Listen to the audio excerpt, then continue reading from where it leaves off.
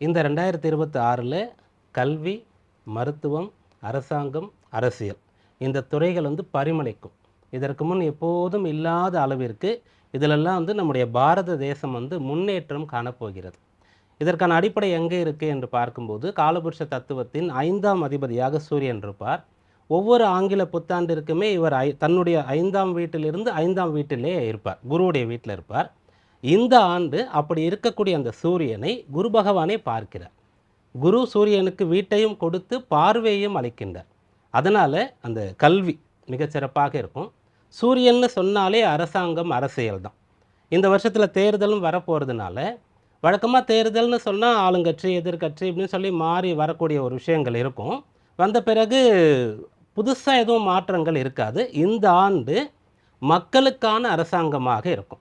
நிறைய பேர் சேர்ந்து ஆட்சி அமைக்கக்கூடிய ஒரு அம்சம் இருக்கும். மக்களுக்கான நிறைய நல்ல திட்டங்கள் ஆட்சி தொடங்கும் போதே அறிவிக்கப்படும். மருத்துவம் மிகச்சிறந்த அளவிற்கு இந்த பிரச்சனைக்கு வெளிநாட்டிற்கு போய் தான் உயிரை காப்பாற்றி கொள்ளணும், அறுவை சிகிச்சை செய்து கொள்ளணுன்ற நிலையெல்லாம் மாறி நம்முடைய தேசத்திலே உயிர் காக்கும் மருத்துவங்கள்லாம் மிகச்சிறப்பாக வரக்கூடிய யோகம் இருக்கிறது. பொதுவாக ஒரு குடும்பத்திற்காக ஒருவரும், ஒரு தெருவுக்காக ஒரு குடும்பமும், ஒரு தேசத்திற்காக ஒரு ஊரும் பாதிக்கப்பட்ட தவறில்லைன்னு சொல்லுவாங்க இல்லையா? அதாவது மக்கள் தேசத்திற்காக தியாகம் செய்யக்கூடியவர்களாக இருப்பாங்க.